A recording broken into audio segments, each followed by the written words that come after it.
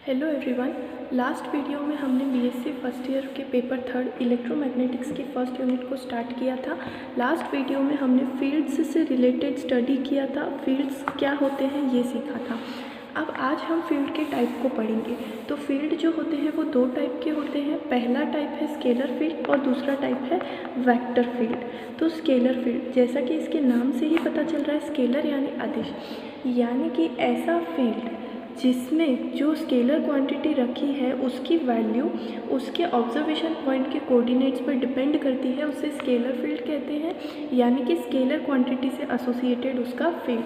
मान लेते हैं कोई स्केलर क्वांटिटी फाई है, तो इसको हम ऐसे रिप्रेजेंट करेंगे, phi is a function of X Y Z. इसका मतलब है कि इस फील्ड के अंदर अगर हम इन कोऑर्डिनेट्स की वैल्यू में थोड़ा बहुत भी चेंज करते हैं तो इस फाई की वैल्यू में भी चेंज हो जाएगा।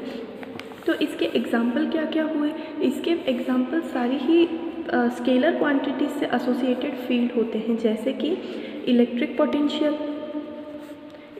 पोटेंशियल फील्ड यानी कि विद्युत विभव, और दूसरा हो जाएगा ग्रेविटेशनल पोटेंशियल फील्ड।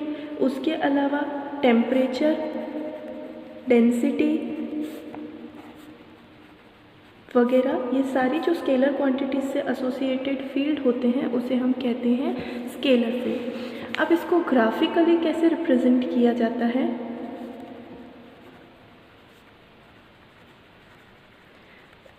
इन सारी फील्ड्स को रिप्रेजेंट करने के लिए हम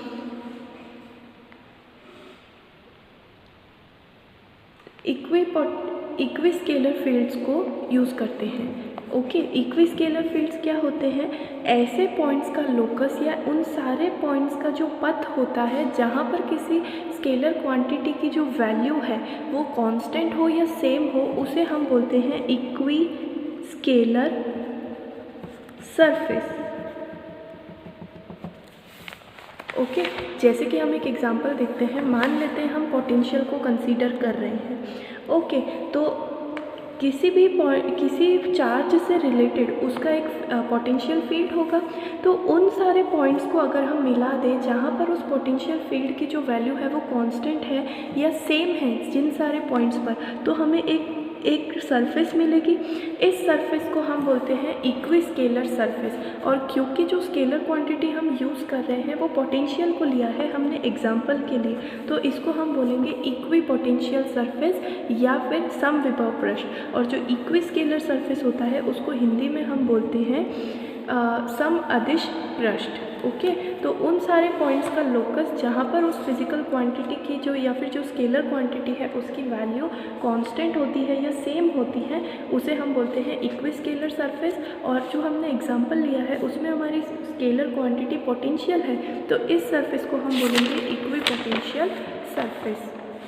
ओके, अब इसकी कुछ प्रॉपर्टीज़ होती है। पहली प्रॉपर्टी कि ये सिंगल वैल्यूड होते हैं। सिंगल वैल्यूड दिखती सी बात है कि अगर हम इसमें ये पॉइंट कंसीडर करें, ये पॉइंट कंसीडर करें, या इस एरिया के अंदर कोई भी पॉइंट ले, वहाँ पर पोटेंशियल की जो वैल्यू होगी वो सेम होगी, दैट इज़ φ1। ओके, या v या जो भी वैल्यू आपने उसको डिनोट किया है। तो इस फंक्शन को हम क्या बोलते हैं? सिंगल वैल्यूड फंक्शन, यानी कि हर पॉइंट पर इसकी जो वैल्यू होगी वो सेम होगी और एक ही वैल्यू होगी, और ये कभी भी एक दूसरे को इंटरसेक्ट नहीं करते हैं। क्योंकि अगर ये इंटरसेक्ट करेंगे तो दोनों की वैल्यू सेम हो जाएगी। ये दोनों किस कंडीशन पर इंटरसेक्ट कर सकते हैं? जब φ1 = φ2 हो, तो उस केस में दो सरफेसेस बनाने की ज़रूरत ही नहीं है, एक ही सरफेस से वो डिनोट हो जाएगा। और अगर दो अलग अलग सरफेसेस को ड्रॉ किया गया है, इसका मतलब ये है कि ये कभी भी एक दूसरे को इंटरसेक्ट नहीं करेंगे, क्योंकि एक ही पॉइंट पर दो वैल्यूज़ कभी भी पॉसिबल नहीं हो सकती है। ओके, नेक्स्ट है हमारा वेक्टर फील्ड।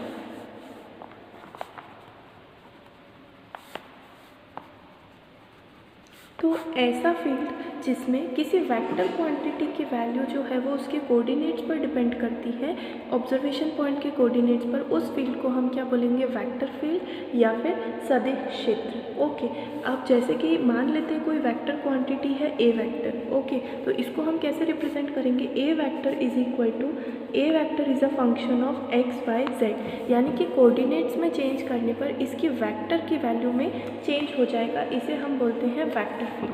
अब इसके एग्जाम्पल क्या क्या हो गए जो आपने पढ़े होंगे पहले भी, जैसे कि इलेक्ट्रिक फील्ड, जो हमने लास्ट एग्जाम्पल में देखा वो इलेक्ट्रिक पोटेंशियल फील्ड था। और यहाँ पर जो है हमारा इलेक्ट्रिक फील्ड है, और इलेक्ट्रिक फील्ड की इंटेंसिटी भी आप इसको कह सकते हैं इलेक्ट्रिक फील्ड इंटेंसिटी। दूसरा हो जाएगा मैग्नेटिक फील्ड इंटेंसिटी एटसेट्रा। ये सारे जो आप पहले भी स्मॉलर क्लासेस में पढ़ चुके हैं, 12th में आपने पढ़ा होगा। ये सारे फील्ड कौन से फील्ड होते हैं? वेक्टर फील्ड, क्योंकि इलेक्ट्रिक फील्ड इंटेंसिटी जो होती है वो हमारी वेक्टर क्वांटिटी होती है, और इसी तरह से मैग्नेटिक फील्ड इंटेंसिटी। अब इनके ग्राफिकल रिप्रेजेंटेशन के लिए हम क्या बनाते हैं? हम फ्लक्स लाइंस बनाते हैं। जैसे कि आपने मैग्नेट के केस में भी देखा होगा, अगर ये नॉर्थ है ये साउथ है तो आप इसको कैसे डिनोट करते हैं, इसके फील्ड को कैसे डिनोट करते हैं? तो हम फ्लक्स लाइन से या फील्ड लाइन से इनको हम डिनोट करते हैं। जैसे कि हम इस तरह से इसका फील्ड बनाते थे, तो ये लाइंस क्या कहलाती हैं? फील्ड लाइंस या फ्लक्स लाइंस। तो इसके ग्राफिकल रिप्रेजेंटेशन के लिए हम फ्लक्स लाइंस को यूज़ करते हैं। इनको हम लाइन ऑफ फोर्स भी कहते हैं। ओके, अब इस फील्ड की या जो इस वेक्टर की वैल्यू होगी, मान लेते हैं हमने ए वेक्टर लिया है, तो इसकी जो मैग्नीट्यूड होगा उसको हम मोड ऑफ ए से डिनोट करते हैं। तो इसके मैग्नीट्यूड को हम लिखते हैं d∅/dA से, यानी कि पर यूनिट एरिया से जो फ्लक्स बाहर निकल रहा है उससे क्या वैल्यू मिलती है हमें? इसके मैग्नीट्यूड की वैल्यू मिलती है। इसको हम ऐसे भी लिख सकते हैं फ्लक्स पर यूनिट एरिया, या फिर flux emerging out per unit area,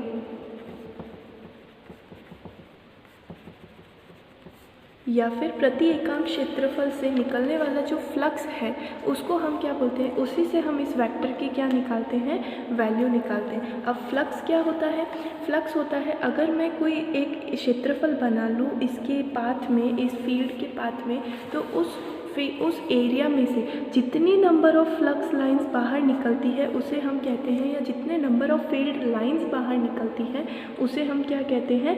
flux कहते हैं। और अगर हम फ्लक्स को उस एरिया से डिवाइड कर दें तो हमें उस वेक्टर का मैग्नीट्यूड या उस वेक्टर की वैल्यू मिलती है। तो इसको मैं ऐसे लिख सकती हूँ। तो ये तो इसका मैग्नीट्यूड हुआ। तो वेक्टर जो होता है, वेक्टर को हम कैसे डिनोट करते हैं? Magnitude dot N cap. N cap जो होता है वो उसकी डायरेक्शन को शो करता है। तो इससे मैं ए वेक्टर की वैल्यू को कैसे लिख सकती हूँ? d∅/dA dot N cap. Okay, अब हम एक एग्जांपल लेते हैं। मान लेते हैं ये कोई फील्ड लाइन है।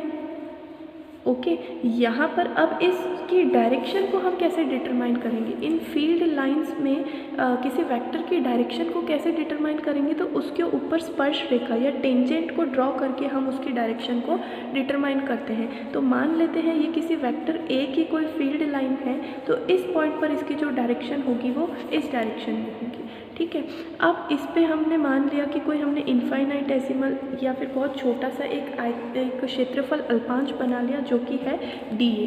अब इस dA की जो डायरेक्शन होगी वो इसके अभिलंब या नॉर्मल की डायरेक्शन में होगी, जिसको हम डिनोट करेंगे n कैप से। तो मान लेते हैं ये जो A वेक्टर है ये n कैप से थीटा एंगल बनाता है। ओके, तो थीटा एंगल बनाता है, तो dA का A वेक्टर की डायरेक्शन में जो कंपोनेंट हो जाएगा वो हो जाएगा dA cos थीटा। तो इस केस में जो हमारा वेक्टर है A, उसकी वैल्यू हो जाएगी d∅/dA cos थीटा। इसके मोड की वैल्यू ये हो जाएगी d∅/dA cos थीटा। ओके, अब हम देखते हैं कि जो हमने ये लिखा है mod of A dot N cap, ये एक डॉट प्रोडक्ट है। तो जब हम डॉट प्रोडक्ट को सॉल्व करेंगे तो क्या आएगा? A डॉट एन के हम निकालते हैं, तो A डॉट एन की वैल्यू क्या आएगी? Mod of N cap cos theta. A dot N, या फिर इसको हम ऐसे भी लिख सकते हैं, वेक्टर A डॉट एन एक डॉट प्रोडक्ट है दो वेक्टर्स का, तो इसकी वैल्यू क्या आएगी? मैग्नीट्यूड ऑफ A, फिर magnitude of N cap and cos theta. अब हम जानते हैं कि मैग्नीट्यूड ऑफ एन कैप जो होता है वो 1 के बराबर होता है, तो जो हमारा ए डॉट एन आया है वो हमें मिलेगा A magnitude of A into cos theta, mod of A into cos theta. अब मोड ऑफ ए की हमने वैल्यू निकाली थी d phi upon D A cos theta, तो जब हम इसको यहाँ पर रिप्लेस करेंगे तो हमें मिलेगा D phi upon D A cos theta into cos theta. अब कॉस थीटा से कॉस थीटा एलिमिनेट हो जाएगा, तो ए डॉट एन की हमें वैल्यू मिलेगी D phi upon D A. तो यहाँ से हमें फ्लक्स की वैल्यू मिल जाएगी D phi is equal to A dot N cap D A.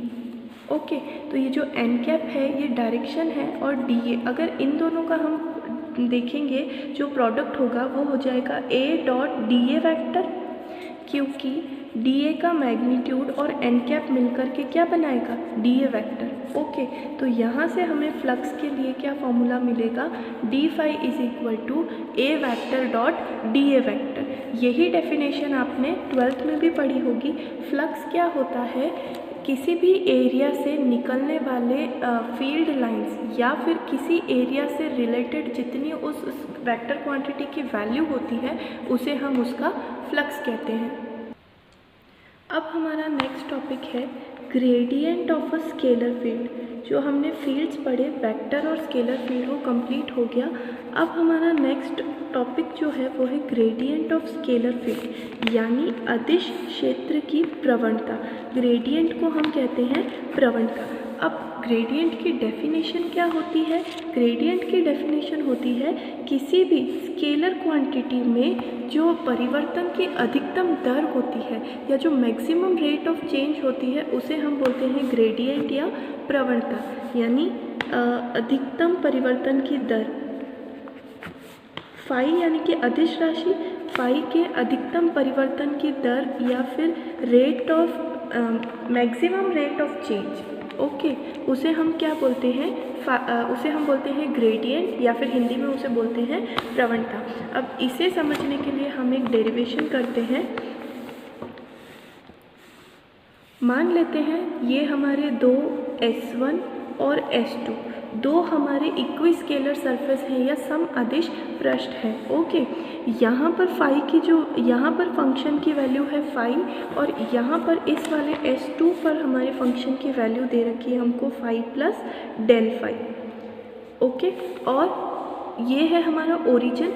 Origin से इस वाले सरफेस का जो हमारा पोजीशन वेक्टर है वो है आर कैप और ओरिजिन से इस वाले सरफेस का जो पोजीशन वेक्टर है वो है हमारा R plus del R.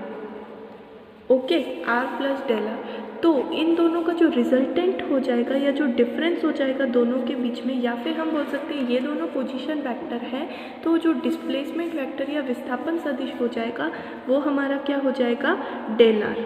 Okay, और डेल आर क्या होगा हमारा, इसमें से इसको घटाएंगे हम, r प्लस डेल आर में से r को घटाएंगे तो क्या बचेगा डेल आर, जो कि वो इस डायरेक्शन में होगा। तो ये है हमारा इन दोनों पोजीशन वेक्टर्स का रिजल्टेंट। ओके, तो हमारा जो फंक्शन है फाई, तो rate of change of phi in the direction of del R, क्या कह रही हूँ मैं, rate of change of phi यानी फाई के परिवर्तन की दर डेल आर की दिशा में कितनी हो जाएगी, del phi upon del r. परिवर्तन की दर को हम किससे डिनोट करते हैं, d by d t, d by d x या d by D r. Okay, और किस में परिवर्तन देख रहे हैं हम, हमारे फंक्शन के अंदर यानी कि फाई के अंदर। तो यहाँ पर हम लिखेंगे rate of change of phi, rate of change of phi in the direction of del R. Okay, del R के डायरेक्शन में फाई की जो रेट ऑफ चेंज हो गई वो क्या हो गई, del phi upon del R. ठीक है, अब हम क्या करते हैं, इसको हम कुछ नाम दे देते हैं, जैसे इसको लिख लेते हैं P, इसको लिख लेते हैं Q।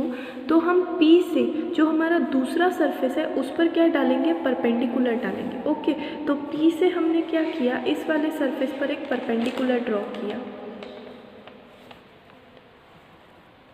ठीक है, और इस सरफेस की जो डायरेक्शन होगी, इसके पृष्ठ की जो डायरेक्शन होगी, अभिलंब की डायरेक्शन में होगी, नॉर्मल की डायरेक्शन में, कोई भी सरफेस जो होता है, जैसे कि ये सरफेस है, तो इस सरफेस की डायरेक्शन क्या मानी जाती है, उससे परपेंडिकुलर ऊपर की ओर, ऐसे बाहर की ओर। ओके, तो इस सरफेस की जो डायरेक्शन होगी वो इसके नॉर्मल की डायरेक्शन में, अभिलंब की डायरेक्शन में होगी, जिसको हम एन कैप से डिनोट करेंगे।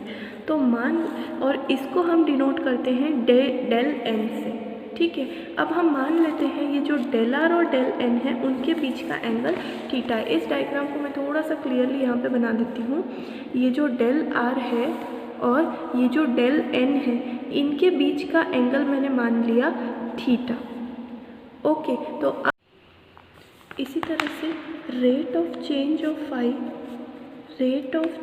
Of phi in direction of del N. अगर हम डेल एन की डायरेक्शन में फाई की रेट ऑफ चेंज निकालें तो क्या आ जाएगी, del phi upon del N, del phi upon del N. Okay, D by D N जो होता है वो रेट ऑफ चेंज होती है और जिस फंक्शन की निकाल रहे हैं वो हो गई फाई। ओके, अब अगर हम देखें कि डेल फाई और डेल आर में क्या रिलेशन है, ठीक है ना, तो ये देखिए ये एक ट्राइंगल बनेगा। यहाँ से अगर मैं इसको मिला लूँ, इनके पहले हम नाम देते थे पी क्यू और आर, पी क्यू और आर। तो अगर मैं इस पॉइंट को इस पॉइंट से मिला लूँ तो ये क्या बन रहा है, एक ट्राइंगल बन रहा है। और अगर डेल आर की वैल्यू बहुत छोटी हो, ठीक है, अगर मैं डेल आर को धीरे धीरे यहाँ पर लाऊँ, उसके बाद यहाँ पर लाऊँ, तो जब मैं अब यहाँ से इस लाइन को मिलाऊंगी तो ये एक परफेक्टली 90 डिग्री का एंगल देगा मुझे। ओके, तो जब ये डेल आर बहुत छोटा हो तब मुझे ये पी क्यू आर, क्यू यहाँ से यहाँ आ जाएगा, तब मुझे ये पी क्यू आर क्या मिल जाएगा, एक राइट एंगल ट्राइंगल। तो यहाँ पे मैं लिखूँगी if del R is small then triangle P Q R is right angle triangle.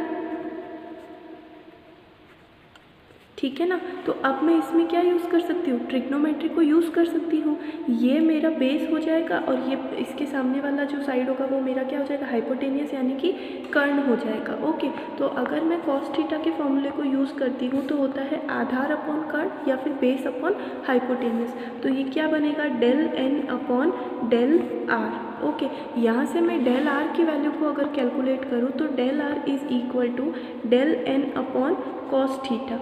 ठीक है, यहाँ से ये जो डेल आर की वैल्यू है इसको लेकर के मैं हमारी इक्वेशन नंबर जो फर्स्ट थी उसके अंदर पुट कर देती हूँ। तो यहाँ से मुझे मिलेगा del phi upon del R is equal to del phi upon del R की जगह पर मुझे इसकी वैल्यू पुट करनी है। तो क्या मिलेगा, del N upon cos theta, तो ये कॉस थीटा ऊपर आ जाएगा, del N cos theta. Okay, अब हमें पता है कि जो कॉस थीटा की मैक्सिमम वैल्यू होती है वो कितनी होती है, 1 होती है। तो कॉस थीटा मैक्स जो होता है उसकी मैक्सिमम वैल्यू 1 होती है। तो इस फंक्शन की जो मैक्सिमम वैल्यू होगी ये 1 हो जाएगा, तो सिर्फ ये चीज़ बचेगी। तो जो हमारा ये है del phi upon del R की जो मैक्सिमम वैल्यू होगी वो क्या होगी, del phi upon del N.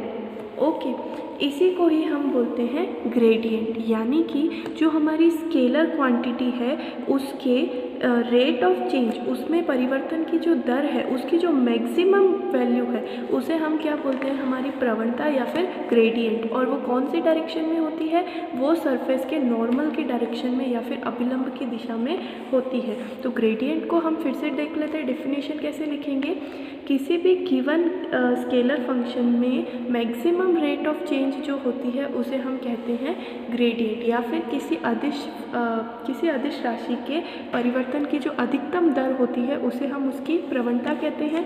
इसको हम ग्रेडियंट ऑफ फाई से भी डिनोट करते हैं।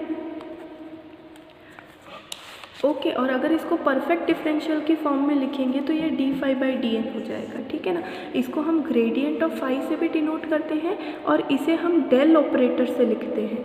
ओके, इसको हम ऐसे डेल ऑपरेटर से लिखते हैं, D phi by gradient of phi is equal to D phi by D R maximum is equal to D phi by D N. ये हमारा ग्रेडियंट का डेफिनेशन है। अब नेक्स्ट वीडियो में हम इसके कार्टेशियन कोऑर्डिनेट्स में इसकी वैल्यू निकालेंगे और डेरिवेशन करेंगे।